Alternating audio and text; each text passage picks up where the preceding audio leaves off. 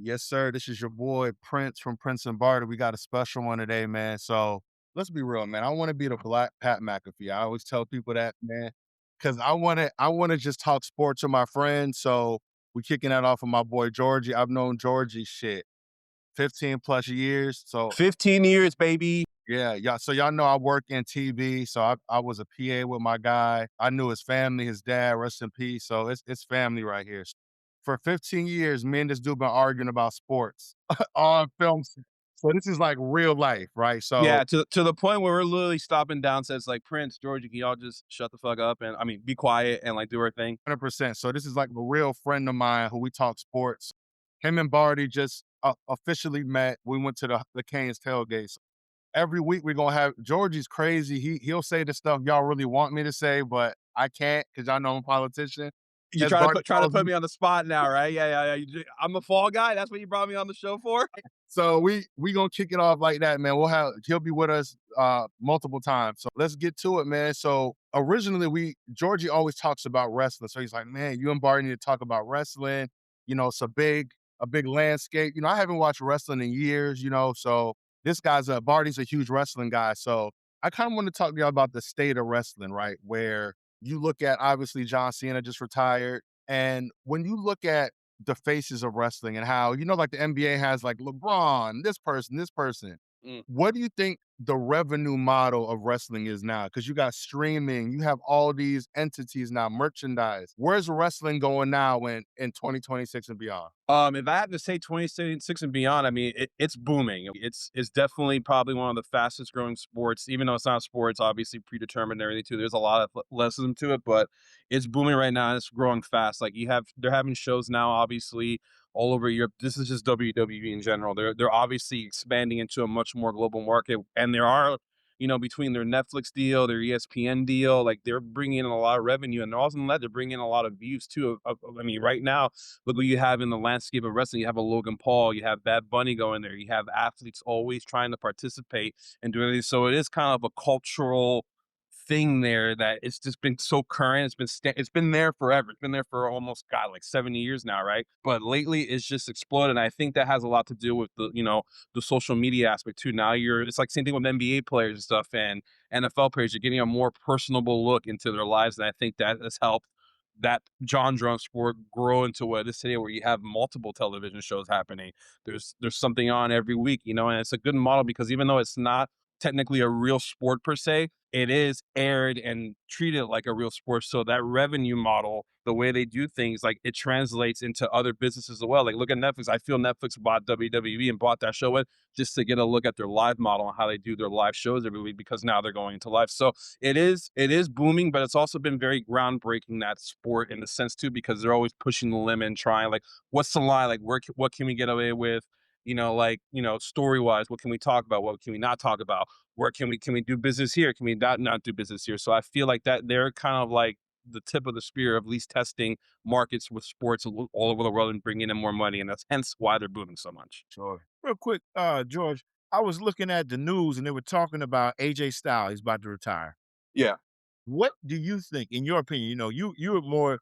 I mean, I love wrestling just as much as Yeah. you, but you're everything wrestling for us. What does he mean to the state of wrestling, AJ Styles, and also to there are wrestlers who are coming out talking about they're going to Mm. boycott his thing. And I mean, is that Bush League? I mean, what's your opinion? Wait, what's the boycott thing you're saying, if you don't mind me There's asking? another wrestler who's hating on his when they do the commencement speech that he wants to say bad things about him. Oh, I mean, I mean, listen.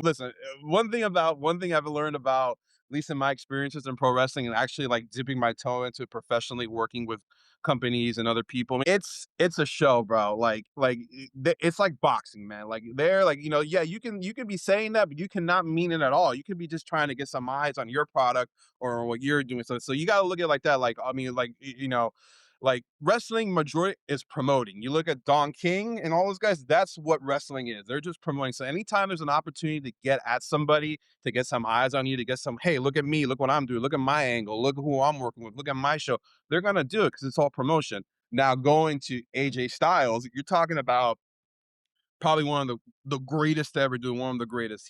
And the thing about him is he was one of the greatest to do it outside of WWE or promotion. I mean, he went to TNA, he did the Ring of Honors. He was like the independent indie guy. Like, you were cool if you knew who AJ Styles was. Like, oh, you know who that is. And then like with him, like, obviously he's had a lot of great memories, a lot of great moments with him too. And he's just a trailblazer in that sport. And he's a trailblazer that really did it on his own. He didn't come into WWE until the end of his career. And he's had almost a 30-year career. Think about that. Like the smallest portion of his career he probably spent in WWE.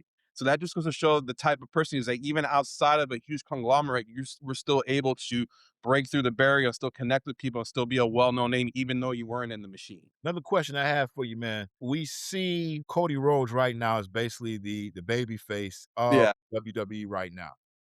And I saw an interview where he was talking about he would not be who he was if Randy Orton didn't pave the way for him. So, I mean, let's talk about Randy Orton. What Mm. does Randy Orton really mean to Cody Rhodes? Because Cody Rhodes right now is basically the face of wrestling, and we know how much both of their families mean to the game of WWE.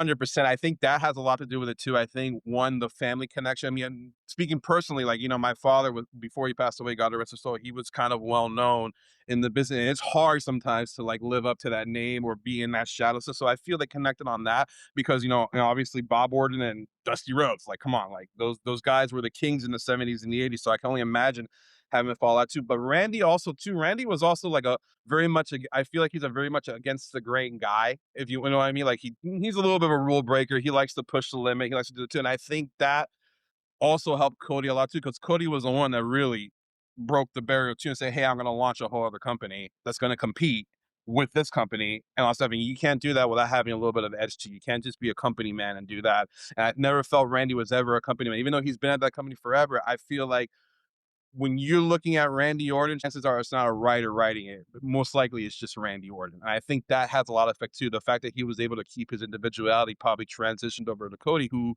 is a very unique character in itself. His storyline's insane. Like, I can go about this for days. He's one of my favorite people of all time. But I think that helps a lot too. The fact that Randy is a little bit, against the grain, and the fact that they had that generational bond, I think that really helped Cody, especially in their career when they were riding together and doing stuff. You know what I mean? And working together. It's a lot of hatred for the new GM of wrestling and Paul. Paul, of course, Triple H. Yeah. I got a question I want to ask you. Is Triple H the greatest heel in wrestling history? We talking WCW, AEW, and WWE. Is he the greatest heel we've ever seen? I don't think he's the greatest heel we've ever seen. I truly don't believe that. I think he is probably one of the greatest wrestling minds we've ever had, ever. If I was to put the product like 5 years ago with Vince to now with Triple H, even though they're kind of in the slump right now, I would go Triple H, Hunter Hearst Helmsley, Paul Levesque, 9 times out of 10, because that's somebody who's in it, who's done it, who was a trailblazer, who did push the envelope, who went against the grain. Like, he was one of the first ones to go against Vince. Like, hey, Vince, bro, like, what you're doing is corny, and we're doing cool shit that kids like. We're gonna do what we want to do. Fuck you. You know what I mean? Or F you. You know what I mean? So I think he's great at. But as it comes to a heel, yeah, he's a good heel, man. But man, there's some really like great ones out there too. Like, one of my favorite heels, I think, is Paul Heyman. I think Paul Heyman is another great wrestling mind. And I'll tell you right now, I don't think Triple H can hold the mic like Paul Heyman can. So he'd probably be up there with me. I mean, obviously you have MJF over AEW who's acting now and doing. He's a great heel. Like, he's so much fun to hate. So do I think Paul Levesque is the greatest heel of all time? No. Do I think he's one of the greatest wrestling minds of all time? 100% yes. Absolutely. Yeah, I got more. I got more. Yeah, I ain't gonna hold you. Go I ahead. just want to keep. I think. All right. No, keep it coming. Keep it coming. I want to keep it wrestling though, because Yeah. this is like good. Yeah. All Yeah. right. So all right. I'll tell you. All right. So So when I was younger, one of my favorite wrestlers was Diamond Dallas Page. Oh, the man, bro. Oh my God, bro. You couldn't tell me nothing about So DDP, right? let me tell you something really quick about Diamond Dallas Page. Because you've known me for 15 years, right? Barty, one thing you don't know about me is I used to be way bigger. I was like Yeah, for sure. I Yeah. was like way more chubby stuff. When the pandemic hit, I lost 100 pounds. You know how I lost 100 pounds? Diamond Dallas Page doing his yoga. I didn't pick up a single weight, bro. I lost all that weight That's crazy, doing just his yoga, bro. bro. Damn, that's crazy. That's a great That's great. story. Yeah. So with Diamond Dallas Page, my mom, like, with spring break, she would like take us somewhere. So one time, like, I came home, she was like, "We're going to Vegas." I was like, "Okay." So I think I was in I think I was like 12, 13. So I was in Vegas right when like Excalibur, they were building like MGM was building like the roller coasters. All right. Back when they were cool. Back when that's Right. the place to be. Right. So Vegas was kind of on the verge of making it kid friendly with like kid roller coasters and more. They were trying to get out of the scumbag era and kind of go into the bring your family. All right. So we stayed at the MGM, but the Excalibur is close, as you know. So I'm walking through the Excalibur, my mom, my grandma, like my aunt or something. Who do I see in the fucking lobby? DDP, baby. Diamond Dallas Page, bro. I lose my mom. I'm like, yo, mom. She's like, my mom's like, go talk to him. Why you being so, you know how my mom is. So I'm like, all right. So it was like a movie. I was like, I go up to him. Hey, Mr. Page, I'm a big fan. Mhm. You know what he says to me, bro? Beat it, kid. Bro, he's with like this blonde bimbo, big titty, bro, like cliche, his shirt open, he's about to check in. And I'm like, hey, Mr. Page, I'm working up the courage. Hey, Mr. Page, yo, he was like, hey, yeah, kid, beat it. Yeah, it's me. Yeah, man, I'm busy Yeah, right it's me. It's me, DDP. Fuck your autograph. Get out of here. Yo, but you know how most people had those stories about like you meet your quote unquote heroes? Yeah, yeah, I wasn't mad though. I was like, yeah. But also, but you want a baddie. yeah, but exactly. That's the thing too. Also, you gotta remember too, especially during that time, those guys like lived the role, bro. Like they were like Heath Ledger and the Joker, bro. Like, yo, if I'm a bad guy, I'm a bad guy everywhere, bro. Bro, you Yeah, remember them pictures of Scott Hall in Overtown? yeah. Those are legendary Legendary, photos. bro. Man, no, all those Scott Hall photos, bro. I mean, not even Cuban, but playing a Cuban guy, like a legend in this Yeah. town. You know? You guys were present for when I met my goat, and he said he was eating ribs, so I know what you're talking about with My God, Jay. happy birthday, Oh, Dr. J, Jay. bro. Happy birthday, Jay. Ah, But hey, you still eating ribs right now in my mind. But we Yeah. keep it pushing. We we you guys brought up a very good point with DDP. So you got the diamond cutter, Mhm. you got the RKO, and you got the Stone Cold Stunner. You got to pick one. You got to Oh pick. man, if I gotta pick one. I mean, obviously, I mean, Stunner's a little different, but it's definitely the Stunner all day. Like, I mean, like that's iconic. Like, I mean, when you were a kid, like you wouldn't go, hey, let me give a diamond cutter first. You'd be like, hey, let me give my friend a little Stunner first. You know what I mean? It was just like the fun thing to do. Is like definitely that for sure, without a doubt. not. I think for me, man, I'm gonna take y'all back. So I had little cousins. I grew up with a lot of little cousins, Yeah, and I put them in the perfect plex. yeah. God, So that took you got to be on them tippy toes, and you got to yeah. hold them perfect. Yeah, no, for sure. You would like somebody who was in the D, who was like in a D1 sports athlete or something like my guy, like Bro, Kurt Hennig. bro, you remember when he threw the football to He himself? caught it. Bro, it was so terrible. It was in the air for 3 minutes. That's the beauty about wrestling, though. It's like you suspend your belief. So like all this out there wild shit that would never happen in real life, you suspend your belief for a minute. And you just enjoy it. You're like, oh, all right, yeah, like yeah, he did throw that ball in one end zone and run catch his own pass. Like get out of here, bro. I wanted to ask y'all, like, Undertaker is probably one of my top 2 all-time favorites, right? But Undertaker's one of my all-time favorites, right? But, obviously you like him, the music, Paul Bearer, the whole thing. But I didn't think he was gonna be around that long. Like, have the long if you would've told me as a kid, this dude was gonna be around 20, 30 years, I wouldn't believe that. Yeah. So are y'all shocked that he had the longevity, like, almost like a LeBron career? It's wild. I mean, yes and no. I mean, because like the guy said it himself, like if he could lace up his boots today and get back in there, he would. It's just his body physically can't able to. So, yes, I'm surprised. No, and like no, I'm not surprised that he made it that long because if you like it that much, I feel like you were gonna push through it no matter what. So like, yeah, I feel like he could have made it 30 years. And the thing is too is like in that sport, as you get older, obviously people were like, hey, your body breaks down, especially when you're just beating it 7 nights a week too. So you can adjust your game, you can adjust your things to still be, be able to participate and do things maybe not as good as you were maybe when you were 22, but at 42, 52, you can still perform and still do some, spots here and there too, and still put on a good show. I think, obviously with Undertaker, like he's like his presentation was insane. Like you didn't even need to watch the match. You were hooked in within the first five minutes of him just walking in.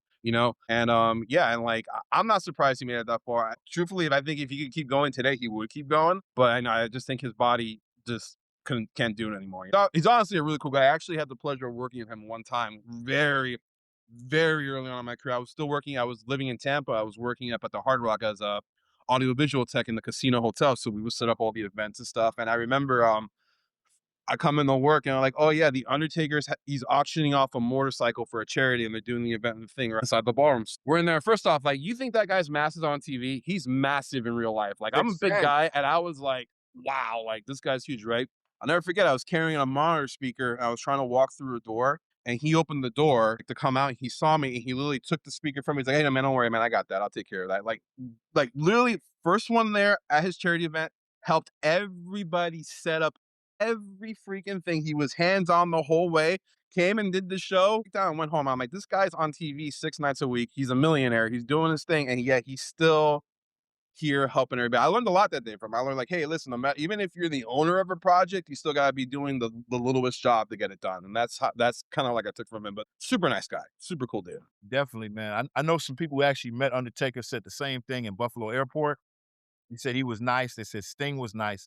The only wrestler that I ever met as far as face to face, I actually had a beer with was, Mhm. of course, the great Hulk Hogan. Oh my god, Oh, dude. that's And crazy. Hogan was cool. I actually went to see his daughter perform at a No, club on South Beach when they had the show on VH1. yeah, yeah, yeah. Yeah, So be Hogan knows live. best. Live. I went out Yeah. there and his he still got them big biceps. Like, "Hey, Yeah. brother," real nice. You No, know, people say that, all no, these things about him. He wasn't that way with me. he didn't. He only called the nigga twice. Yeah, only twice, but like with an A though, with an A though. At the A at the end, like it's like a homie one. They're playing some Young Jeezy in the background. Like, what's up, man? What's up, Definitely was a brother? good vibe. Definitely was a good vibe. But since we were talking about longevity and feats, I was thinking about the great Kurt Angle to wrestle God. with a broken neck, to win an Olympic gold medal with the broken neck. Let's speak about what Kurt Angle means to actually be a real wrestler, to go into pro wrestling and have two elite careers. Where do you rank Kurt Angle all time? God, he's definitely top 10 in my opinion. Like you said, like you can't win a gold medal and then come in and do what you did in the pro wrestling business and not be considered one of the best. Like, cause look, Angle was the man, bro. Like, and what's funny is like his best body of work didn't even happen when he was at the World Wrestling Federation. He went over to TNA to the competitor. That's where he like hit his prime and his stride. Like, if you ever get a chance to go back and watch some of those matches with Kurt Angle, like if you're a Kurt Angle fan, I recommend go to his TNA days, watch some of those matches. Obviously, his best matches were where he was, on drugs on Percocet. There's a whole joke called Perk Angle because Perk Angle was the best because he was just like a whole other level. But like really great work. And obviously too, American hero, bro, gold medalist, did it with a broken neck, broke his neck a few more times while doing this next profession and still kept going. Like one of the best of all time, bro. One of the best of all time. What about greatest match? I was watching, they said that one of the greatest matches was Benoit, Eddie Guerrero, or Stone Mm. Cold and The Rock. What is the greatest match that you ever witnessed? We can go past, Dude, present, or future. Eddie I Guerrero. mean, like, That was honestly, like, since I hopped back into this, like, this whole world probably, like, around 2018 and, like, started learning about it and, like, watching all this stuff too, I've seen a lot of great ones. I mean, I have, like, my personal favorites. I have, like, ones that who I think are great, but I'm gonna give you one that I think is great. I think one of the greatest matches I've ever seen to date, Bret Hart versus Stone Cold, I Quit match, where Stone Cold was just bleeding and yeah, they're telling him to quit. And he's like, I'm not gonna quit. He just passes out. I thought that was something that they kind of went off and did on their own because they weren't supposed to be bleeding. They weren't supposed, and I felt like they really did something very, and I think that's ultimately the first step. I think that's the step before Austin 316 says I just whooped your ass. I feel like that when I saw that match, I was like, okay, this is why people really got into Stone Cold because that was a hell of a performance. So I got a question for both of y'all since y'all more the enthusiasts, right? So like for hip hop heads, right? So it's a thing where like the 90s when it comes to lyricism of like Mm, Nas, Big L, Biggie, like just some of the best lyricists of a generation were in the 90s, right? yeah. When y'all talk about the Attitude Era, that's considered the best era of all time, for like the real ones, right? So why is the Attitude Era so like impactful for people? Even like the younger kids talk about the Attitude Era. So it's not just our generation. Why is it Well, so big? I think I'm gonna tell you why I think it's big, and it doesn't just correlate to wrestling. I think it correlates to our business, Prince. I think television in general. The Attitude Era it became the out because out of necessity. You're talking about in that time you have Jerry Springer's show and everything, right? And then Jerry Springer, you have all this like, the foreground of reality TV and television and what it is today pretty much happening, right? And then you have this guy, Eric Bischoff, who comes in and to WCW and says, "Hey, I don't want to do hokey characters anymore. I want to do something that's more real. I want these people to feel real. I want these characters to feel real. I want to feel like you can see these guys out in the street, like normal day to day type thing, like well, these real people." And I think that's what really changed the mold, where it's not so much like, hey, you're a wrestler coming in to play a character. Like, hey, you're a wrestler, but you can also be an individual. You can build your own characters.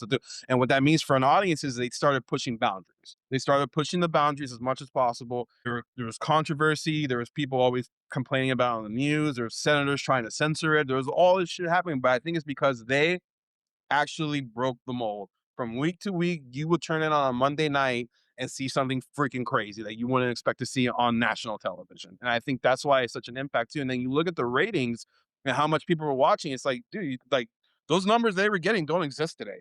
You're talking like 13, 14 million people on a Monday night switching back and forth. What does that? You're competing with Monday Night Football. Yeah. That's saying something. I think the reason why the attitude is what it is because it broke the mold and like, they started pushing the boundaries and they got away from what the traditional wrestling was at the time, which is like the carnival, big characters and all that stuff. Now, I agree. I agree totally with them. I mean, they push boundaries. I mean, you look at how some people may feel about religion, and Stone Cold he just said, "Forget religion. This is how I Yeah, feel." John 16 is probably one of the biggest texts in the Bible, and he was like, "This is how I feel I about feel about it. it." Yeah, And then you even with politics, they had issues with politics. I think some of the greatest promos was in the Attitude Era. The yeah, Rock, Chris Jericho, even Triple H. yeah. All the promos. Nation of Domination versus DX. Look, Yeah, take a step back and look at that from the non-wrestling point of view. Like, yo, look at the story they're telling. It's a very much a racially charged, exactly. real look at America right now. You know what I mean? That's what I love about it too. It's like it's a reflection of the time. And then also too, the intro music for them to come out. People love Triple H music. They love If You Smell What the Rock is Cooking. Right. Once you hear the glass breaks, you jump out your seat because Stone Cold's coming to the ring. Right. And then another thing too, and as you said, breaking boundaries. In what sport do you bring the Goliath of boxing and Mike Tyson against Stone Cold? And Stone Cold is beating up Mike Tyson, which we know you It's can't believe that because really bad. people in comas. Right. And Stone Cold is beating up Mike Tyson, pouring beer in his mouth. And this is another sport that when they did their what was that, the 30th anniversary, where he stunned Linda McMahon, uh, Yeah, Stephanie McMahon, yeah, Kane, and the dad, and he yeah, said, "Give me all hell yeah." I mean, Stone Cold was Mhm. literally everybody's favorite. yeah. And and just think about him because like here's the thing with every good guy you have to have an equally just as good bad guy pretty much, and he had, even though he is pretty much a pretty bad guy, but Vince McMahon at that time, the character he was great. Like, who doesn't want to hate on their boss? Who doesn't have an asshole like this in their life? So it worked out, man. It was relatable, it was easy to watch. It's funny though. I think Georgie, to penetrate the black community with respect, it's hard. It's Like, hard. because black people like, he tried. Like, we're very like Stone Cold's one of the first wrestlers that everybody in the world was like, yeah, that's him. He's that. Yeah, Like, it wasn't even Hulk Hogan was like, oh, you corny dog, yeah, yeah. skins and shit. Nah, bro. But Stone Cold was like you said, F my boss. I'm Yeah, drinking on the he said job. everything as even as a man, as a teenage man, everything you're feeling as a man, he would just say, you're like, "Oh, all right, cool." Like, "Hey, Yeah. yeah, like No, that's so let me ask y'all this though. So, we always got to bring basketball into it. Is Stone Cold the Jordan of wrestling? Would y'all say like pound for pound Jordan? No, no. Let me be clear. Let me be clear too. I, let me clear with the question too. I get the Hogan of like, for example, like Bird and Magic made it entertaining. Jordan yeah, made it global, right? So like, yeah. with respect to Hogan, I get what Hogan was, the quintessential white guy, America. I get all that, but we're talking about pound for pound. Who's the GOAT? Profound the GOAT. It would probably have to be it'd have to be him or The Rock, in my opinion. Him or The Rock, because when you think of that time, when you think of at the first two people that probably come to your head, even if you're not a wrestling fan, even if you don't want, even if you think automatically Stone Cold and The Rock. If not Hulk Hogan, but I think Hulk did a lot, but I don't think like compared to like especially The Rock, compared to what The Rock has done, it's fucking night and day, bro. And it would have to be one of those two for me because that's where it really exploded. I feel like that was what really laid the groundwork for what it is now. You know what I mean? Who do you got? I mean, I kinda agree, but I would say I think Rock is the GOAT of promo as far as talking. His talk game is the best, but I would probably go Cena or Stone Cold. Yeah, Cena's a good shout too. So Stone Cold as far as revenue for memorabilia, but Cena, it was the guy to make all these wrestlers make more than 1,000,000 a year. That Cena, that yeah, Cena just he took it, and then he had this one speech, and I know you know about it, George, where he said, "When The Rock left you for Hollywood. Hollywood, and Stone left you for podcasting, you believed in this young superstar, and we took it to another level that they never took it to." And when Yeah, you look at what Cena's done, Cena was hard. So when you yeah, look at him in heart, and he gave his all to Stone Cold, I'm not even a Cena fan, but the only reason why I give it to him for revenue and money, what Cena has done, he kept this company afloat that Roman Reigns could make $30 million, you know? So that's yeah, why I would go, if it was my Mount Rushmore, Rock, Stone Cold, and Cena would be in yeah. my top three. Especially for Bacon the Brownie too. And think about Cena, bro. He did it in jorts. Yeah, He did it on that's right. jorts, bro. That's kind of Right. crazy, bro. That's right. Do what you But yeah, like yeah, I can definitely get down with that too. I feel like especially when you're talking because like it's such a weird thing. It's like in any sport. Like that's even though it is predetermined and it's a show, you can still have the same sports conversations you have like in the NBA have here because I could be like, yeah, they're the GOAT, but like how good were they at their position or how are they good at this? Like I feel like there's two types of wrestlers. I feel like, in that conversation at least, it's like, hey, you have wrestlers who are great promos and great promoters, and then you have guys who can just go and do like unbelievable feats in the ring and stuff like that too. So there's a lot of different things, which is why I think it's a good thing too. It stirs a lot of conversation as well. So if you're a fan, you can have a lot of fun talking with other fans. All right, man. Before this has been a great show. We're gonna do this often, man. You see, I'm in the passenger seat. These dudes got the wrestling on lock, but I know we got a lot of wrestling followers and fans. Our boy Juan gonna love this episode. He gonna love it. But before we let you go, man, we got to get your top 5 wrestlers of all time, man. Your top 5 wrestlers, any conference, any era, anything. All right, I can give you that one. I can at least go for a top five. I'm gonna go off the bat. Eddie Guerrero. That's my guy right there. That's the homie. He lies, he cheats, he steals, and he does a good job. I fucking love that guy. I love that guy. I would probably have to go Cody Rhodes for me personally. Second one, Cuban guy. Obviously went out and did it on his own. Said, "Fuck the system. I'm gonna go. I'm gonna start my own company. I'm gonna compete," and did it. Then went back to work for the other company. But hey, that's all the story. I would probably from those are three right there, bro. Man, it's all current right now. Back in the day, I would probably have to say maybe a Ricky Steamboat would probably be one of my favorite ones. Like he was the dragon, bro. Like he was just like he was, it's like he wasn't a Hulk Hogan or any of these guys. He was just his own thing, and I like that a lot too. My three right now, probably go. Currently, he's still wrestling right now, but I think he's gonna be probably go down as one of the greats. Kazuchika Okada, he's from Japan. Just an like I've never seen somebody control an audience so much without having to say a word. Like let me put it that way. That I find that very impressive. And then finally, man, I would probably have to go only because, like, he's in there and you see him, Ric Flair, man. Like he's always everywhere, bro. You can't, like you're talking about we're talking about cultural icons and everything too. How do we not bring up Ric Flair, dude? Speaking of that, real quick with Ric Flair, I think that's a great point because for other communities or people who aren't wrestling kind of enthusiasts, we looked at Ric Flair almost like a dope boy, like a drug dealer. That's what I'm saying. Yeah, He moved like a black, like he had the yeah, gold chain, the hose, the yeah. Corvette. He brought the lifestyle to wrestling to me, where it's like, oh, forget like the character in the ring. You Yeah. saw him everywhere. Which again, like going back to today, that's what it is. Now you have through social media and all their YouTube channels that you have a personal look into a wrestler's life right now too, which I feel like Ric Flair had that effect. He would show you like, hey, this is what I'm getting from all this, you know what I mean? And like, no, Flair's a man, bro. Like he literally like groundbreaking. He broke through. I mean, same thing with Macho Man. If you think about Macho Man's been in a ton of movies and he broke a lot of ground too as well. It's interesting, bro. It's just an interesting sport with a bunch of interesting people and like just interesting stories all together. But we can talk about this all day. For sure. Definitely, bro. Yeah, we good, bro. We appreciate you for falling through, man. This is long overdue, bro. We appreciate you. George wears many hats. He's an EP for the show. He's a cameraman for the show. He's a audio. He he Yeah, of he does it all for us, though. So we appreciate you, bro. So we had to kick it off with you. course, But man. Of course. so wrestling fans, you can't say we didn't do nothing for y'all. We fed y'all today, man. Yeah, I mean, we maybe feed them a little bit more here and there too. Nah, for sure, for Yeah. sure.